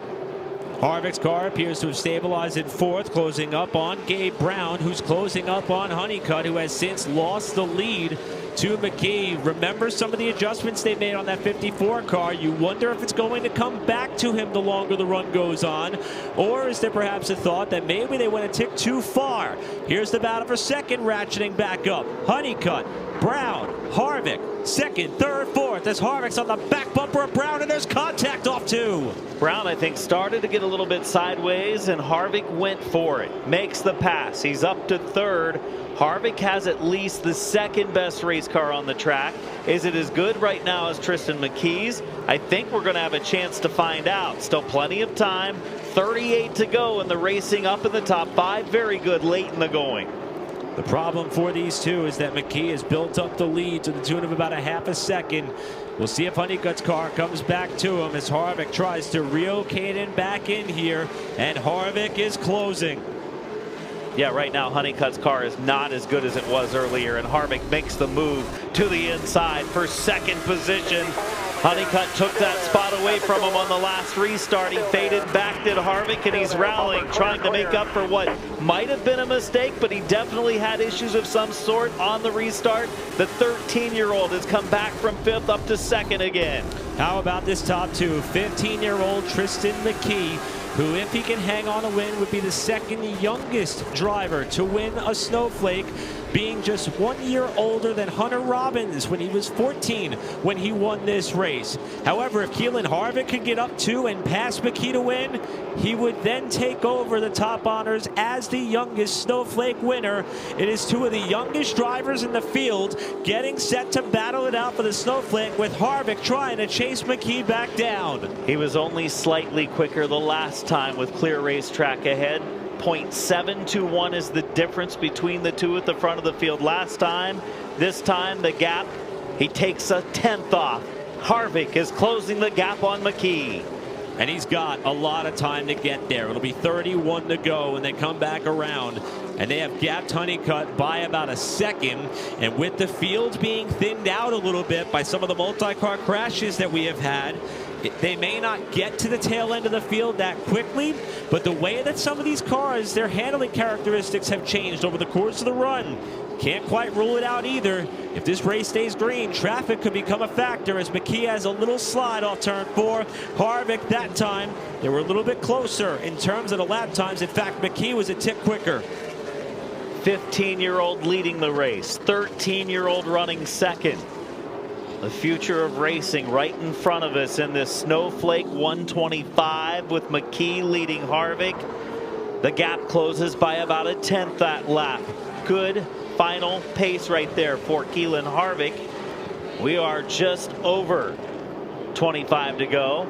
97 go on the board this time, and Harvick is closing that gap. You can see it from our view right up here in the tower. That gap is closing on our screen down to just a couple of car lengths off of 2.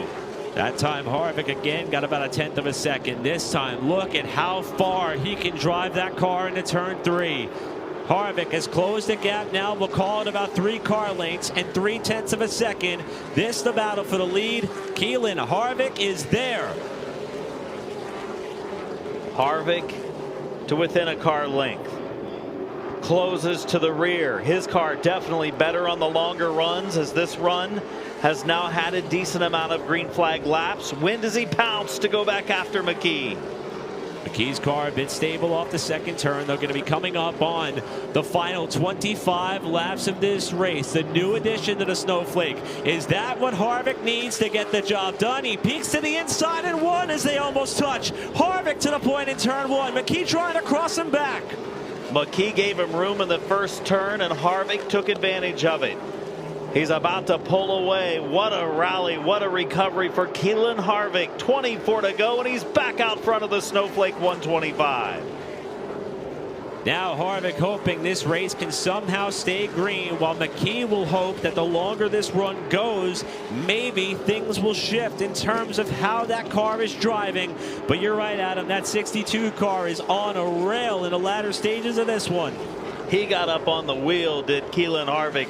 Car is hooked up. We saw Willie Allen, we saw Michael House talking about what adjustments to make this car just a little bit better. They said it was on the tight side. It definitely isn't on the tight side now. It is fast, pulling away from the rest of the field. And you see Keelan's crew and the Rackley Ward team patiently watching along, checking the lap times as Keelan continues to rattle off very fast laps in the closing stages of this one. In fact, he's already gapped McKee to the tune of about a second. He'll have 20 to go when he comes back around. What a run for Harvick. You know what he doesn't want to see now, especially after the last restart, is a yellow flag. He gets a yellow flag this late in the race and has to restart again. That last restart's going to be in his mind, whatever that problem may have been. Maybe he felt that the car on the outside started earlier, so he didn't go right away. Well, all of that's in the rearview mirror now. He's recovered from it, put on an impressive run. Maybe he just wanted to pass a few more cars, Eric. And I think the thought of what could unfold in terms of traffic may become a realization here. Keelan is now on the same straightaway as a handful of cars that are battling for positions on the tail end of the lead lap. And with the pace that Keelan is setting, he may likely get there as he slips off turn 4 himself here at 18 to go. How patient will Keelan be trying to get through those cars should they continue to fall back to him? Just watching that car hook the yellow line down in turns 1 and 2 and hook the yellow line down in turns 3 and 4 as well. Right against the bottom of the racetrack. The right adjustments were made there. Right adjustments, I think, were made on the 7 of McKee as well. It's a pretty good car, but it did fade after several laps. Honeycutt, Brown, they just haven't been able to do anything. Kitzmiller in the top 5, running 5th now. And there's the traffic we've been alluding to. Brandon Lopez, who's got some severe damage on the left rear of his car, will be the first one that Harvick will have to navigate his way on through as we go on board with Keelan. Closing in on these cars at the tail end of the lead lap. Remember, when this race started, Caden Honeycutt was leading in a similar position when 2 cars tangled in front of him, and he was barely able to squeeze by on the top side. Harvick, with room to spare, he's 1.2 seconds up on McKee, is going to have to be patient if he wants to hold on for this win should this race stay green. You can hear his spotters say we've still got room. Be patient. You got to get him eventually, and his car is so much better than these. He can be patient. They're going to push up. He's going to have a run on him at some point, but catching them at the right spot. He catches Jarrett Butcher now. Whoa! Right in front of him. He has to check up. When he does, he gets sideways up the track, and we've got a yellow. Flag is out. Jace Hale in the 15 has liquid coming out of it. Could have been part of the reason why he slid sideways. Steam coming out of the 15 of Hale. Right in front of the leader, Keelan Harvick, who had the car at a 4-wheel drift off of turn 4, almost got into the back of Jarrett Butcher as Hale was trying to get up to the top side of the racetrack to get the car out of harm's way. And he will have another restart. This next time it will be against Tristan McKee when it does take place. Hale brings out the yellow. Something going awry underneath the hood of that 15. The latter stages didn't look like a lot of smoke, looked like mostly steam. Probably put quite a bit of water down on the racetrack. Looks like some has kind of run down the racetrack there, unless that's just from the rain earlier. This happens to be lined up perfectly right beside the 15, so it is water from underneath the front of the car. The 2025 Spears Cars Tour West Pro Late Model Champion out of Manteca, California, Jace Hale, coming up about 12 laps shy of the conclusion of the Allen Turner Snowflake 125. And this is the next caution after the one that we had that involved the red flag. So the lap count is going to click off here. We are counting caution laps at this stage. I think since we have reached this point of the race, and we'll keep an eye on it, I don't believe we'll see as many yellow laps counted now, since we are just about to 10 laps to go. Ooh, good racing up front. How about Keelan Harvick getting up on the wheel after the restart that didn't go so well a little while ago? He can't afford to have that happen again here. He won't have the time to recover this time. Well, not everyone has been able to make it to the end of this one, but we are so glad that those of you who are either at the racetrack with us or watching along on Flow have gotten several texts from several people who are working their way into the late morning hours to see how the final 10 laps of this race is going to shake out. For more on our current race leader, we'll go to our Joe's Racing Products pit reporter, Jim Trado. We talk about the young talent of Keelan Harvick at just 13 years of age, but he's surrounded by some really good people, including Michael House as his crew chief. Michael's won a track championship at National Fairgrounds Speedway. He's raced the All-American 400. He's got a whole lot of experience on restarts. What have you done this year with this young driver in late model races on restarts to make sure he's ready to win again? Just told him to focus on the shifts, make sure he doesn't miss a shift, and really up to him, just, you know, gradual increase in the restart box, and said he's having a lot of fun in there, so we'll see. We got a short shootout here at the end, so he said he's looking forward to it, and he's got a good car. Has he surprised you in any way? This kid seems to be well beyond his years of maturity. He's got a lot of talent, and it's been a lot of fun working with him this year, and got a good group of guys, and all the Rackley War guys, and I mean, he's got a really good teacher with Kevin, so I can't take all the credit because Kevin, he's taught him a whole lot, and I'm just trying to help him a little bit here and prepare him a good race car. It's a great piece right now. They already won one trophy tonight as the best appearing car. Michael House looking for another victory, a big one, a signature win with his young driver Keelan Harvick leading us on this restart. I think he described that well. Keelan Harvick's got a lot of talent. He just tries to prepare him a pretty good race car. Kevin's brought him up the right way, and obviously he's learned a lot over the years being around racing from the time he was born. Michael House knows what he's doing, though. They've got, as he mentioned, a great crew around him, and Keelan Harvick has a fast race car. It's all about just making sure the restart goes well, and I think he'll be in good shape. And these are the moments that could be the most challenging or the biggest tests for a young driver to shake off the misstep or mistake or unfortunate set of circumstances that put him behind the 8 ball on the last restart when we wrapped up our caution on lap number 79, when he fell back almost towards the bottom portion of the top 5, methodically worked his way back forward. Can he apply the lessons learned from whatever that circumstance and condition was and be able to get the power down when it's going to matter most here on this 10-lap sprint to the finish? Well, if you think there was pressure on the last restart, how about this one? You're down to 10 laps to go, and the yellow flag laps have quit counting with 10 to go. So we're going to finish the final 10 under green. We talked about the weather earlier. We knew we could probably get to about 3:30. We were thinking about 3:30s when it might clip us. Got about 10 minutes to go before that's the case. When you get on the weather app and it says rain in the vicinity, that's not a good sign. Keelan Harvick wanting to bring this one home. The Allen Turner Snowflake 125 at Flags Speedway. Some of the wait that we've had this week has been worth the payoff of a pretty doggone good Snowflake here tonight, and waiting for 300 more laps in several hours. A little less than 12 hours. Just over 8 hours tomorrow. We're going to be today I should say, to see the green drop on the 58th running of the Snowball Derby. You know, every time that there is a marquee event, a touring series, or some type of motorsports staple, it doesn't matter what the support casting characters that are alongside with it are in town. Everyone is fully aware that there is a bright microscope on the competitors, drivers, and teams. The Snowflake may not be the marquee event on the weekend. The Snowball Derby in its 58th running is, of course, the headliner.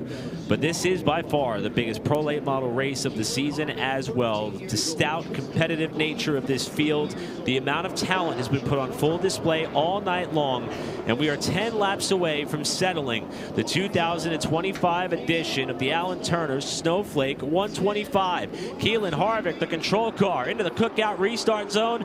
Much better restart that time for Keelan, but Tristan McKee is outside as they go to 1 with Honeycutt lurking in 3rd. Harvick has a really good turn 1 entry, gets off of turn 2 well, pulls away a little bit entering 3, gets out of the striking distance of the 7 of McKee. 9 laps remain in the Snowflake. McKee to 2nd, Honeycutt 3rd, Kitzmiller to 4th. Brown had a slip up off the corner. He fell out of the top 5. It's Luke Baldwin up in a 5th spot. McKee hoping he could somehow regroup for this late charge to get back up to challenge Harvick for the lead. Harvick and that 62 donning the Christmas scheme with Hunt Brothers Pizza all over it, pulling away again from McKee. McKee trying to stay close in case a mistake is made, which is rare from Harvick. 7 laps remain for the youngster. Harvick able to withstand that restart. Behind this battle as McKee tries to close back up. It's 0.3 of a second, the gap between those two. Isaac Kitzmiller has charged up to 4th. He's trying to get around Honeycutt for a spot on the podium, with Baldwin still rounding out the top 5. 6 to go for Harvick. Tristan McKee, what a run. If he comes up in the second spot, nothing to hang his head about. He's had a great race. They made the right adjustments during the break at 50 laps to go, but just not enough to contend with a 62, at least yet. He's not losing ground. In fact, maybe gaining a little ground the most recent lap for McKee. McKee, who set a record of his own as the youngest Trans Am TA2 champion in series history, won his ARCA Menard Series debut at Watkins Glen International and already has outlined his plans for 2026. And he is going to be racing a bunch, especially in stock cars and these style of cars as well. Trying to get up to and past the 4-time Cars Tour winner, the 2-time Spears Cars Tour West Pro Late Model winner, and the winner of the Heads Up Harvick Cup between himself and his father. These two young guns trying to settle it amongst themselves, coming up on 2 laps to go. Over the last lap and a half, the 62 of Harvick has added a car length or 2 on the distance. The gap between himself and McKee, the two have pulled away to a sizable advantage over third place. Caden Honeycutt trying to bring home a podium finish tonight. This time at the line, the white flag will wave. There's 1 to go for Keelan Harvick in the Snowflake. Harvick started this race in 15th spot. Had to overcome a late misstep on a late restart in what has been a great year for the youngster. He's going to break the record as the youngest ever winner. Keelan Harvick claims the Allen Turner Snowflake 125 in 2025. Keelan, go straight to victory lane. No burnouts, no nothing. The youngest ever winner to claim hold of this race at 13 years of age, surpassing Hunter Robbins by just 1 year. Keelan Harvick wins the Snowflake in 2025 ahead of Tristan McKee, Caden Honeycutt, Isaac Kitzmiller, and Luke Baldwin, your top 5.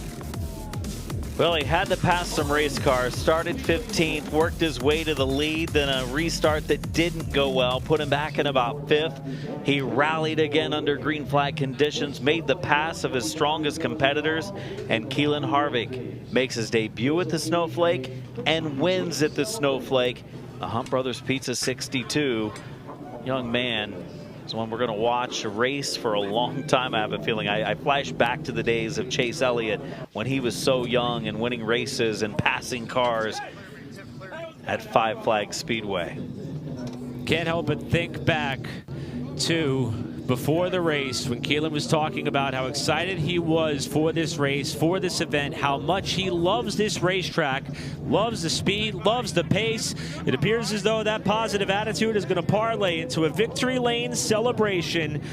And we are going to get set to throw it down shortly to our Joe's Racing Products pit lane reporter, Jim Trado. Keelan Harvick is looking around for what to do next. How about climbing out of that car as a race winner? Keelan Harvick wins the Snowflake 125 here at Flags Speedway. Crew Chief Michael House of the Big Hug. This team is pumped. Keelan, you had a lot of chances to give this one away, but you performed when it counted on that last restart. What was going through your mind knowing that 1 restart, 2 restarts, 3 restarts might make a difference? Yes, sir. Yeah, I knew I messed up on that restart. I just was in the wrong gear. Really sorry to my guys about that. That I had to just go that little extra way, but I wanted them that bad for these guys. They work really hard, and it was really cool to get this win. When it comes to these longer races, you were here one time running a 100-lapper. Your dad was in the race too. You got a top 10 then. What did you apply or reapply when you came back here this weekend? Yes, sir. Yeah, me and my dad rewatched the last Snowflake from the last year. We just saw everybody coming off low and straight. That's what I did, and it worked out. Any thoughts as you celebrate with this team as you are now the official youngest winner ever of the Snowflake 125, perhaps one of the youngest winners ever here at the Speedway? Yes, sir. Yeah, it's really cool to share it with these group of guys. You know, they put so much work in it. It's just really cool to bring this one back.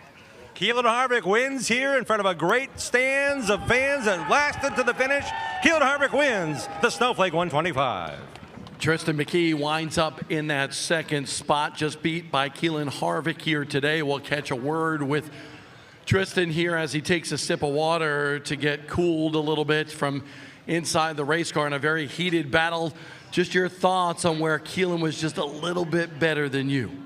Yeah, I just had more drive off the corner is what it came down to. I could fire off really good. I just kind of lost the right rear after maybe 15 or so laps there, and then that's how he was able to get around me. So I just needed a little bit more forward drive, and I think we would have been really good there. But thankful to all my guys. They brought a really fast car all week, just came up a little bit short.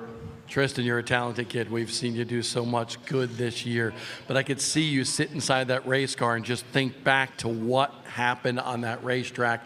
You know, just your thoughts, your feelings right now after finishing in the runner-up spot. Yeah, you always want to finish first, obviously, but sometimes we have to settle for second, but we'll get him tomorrow in the Derby. Tristan McKee going to go after that Tom Dawson Trophy tomorrow here at Five Flags. Jim? Finishing third, Caden Honeycutt, hands on hips, wondering what could have been the difference. He made a small change on the right front at that lap 75 break. I'm guessing that cost you maybe a little bit of forward bite.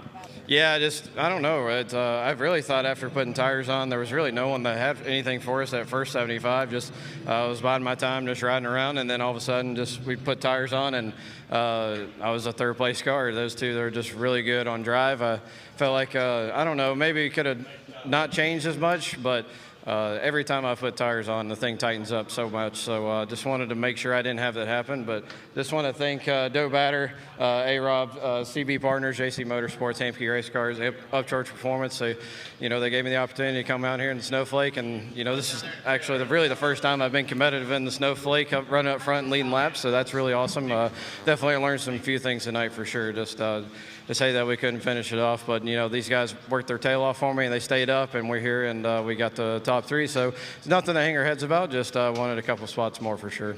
This team with Seth has been strong all year, but how hard is it to balance that saying, I've got a great piece, I'm leading this thing, I don't want to change anything, but he made a small change that now you're sitting here going, man, what if I could have done something different? Yeah, it's hard. It's really hard, especially when you're the leader and everyone pretty much does something probably different than you, but we all put right sides on, so it wasn't a mystery of what we did, just try to make an adjustment and make it better, but unfortunately we just, I think we did make it a tick better, just not enough. So, yeah, just really good showing by these guys, and happy that we finished the season off strong for them. Seth did a really good job this year in this car and winning races, so it just shows how competitive this car really is for them. We'll let you get a nap. We got a couple hours before you get to defend that Snowball Derby trophy, Caden. Good luck tonight. Good luck tomorrow. Nice run tonight. Thank you. Thanks, gentlemen. Great job down there. Adam, 3:30 a.m. Central Time, 4:30 a.m. Eastern Time. Final thoughts on the Snowflake for 2025. Hey, this is still like an hour or two better than the one year we were doing truck races and snowflakes and all kinds of stuff up until the sun was about ready to rise in Pensacola. Tonight we got to see two very young, talented drivers finish first and second. Caden Honeycutt's not that old either, early 20s for Honeycutt. Really good competitor. He's got more experience than the first two when it comes to late model racing, but we're going to see Tristan McKee and Keelan Harvick race for a long time, probably as they make their way to the top of racing, as they're really turning some heads here early on. And that strength of field is going to parlay right over into tomorrow's running of the 58th annual Snowball Derby. I said tomorrow again. Later today's running of the 58th annual Snowball Derby presented by Flow Sports. One more tip of the cap to everyone here at the Five Flags Speedway. From Tim Bryan and company, the resiliency of all involved, the patience of the fans and competitors throughout.